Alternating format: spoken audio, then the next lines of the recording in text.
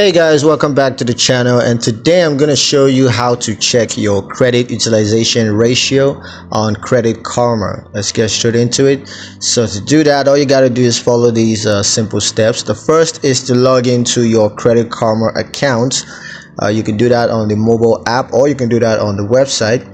And once you're logged in, you want to click on the credit score tab, and then just view your credit utilization ratio, which is the percentage of available credits being used. Next, you want to track changes to your credit utilization ratio over time.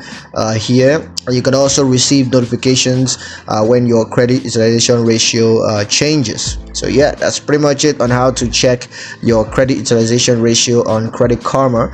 Hope you guys liked the video. Hope you found the information useful enough. If you did, like the video, comment down below, let me know what you thought, share the video with your friends, and subscribe to the channel if you haven't done so already, and I'll see you guys in the next one. Peace.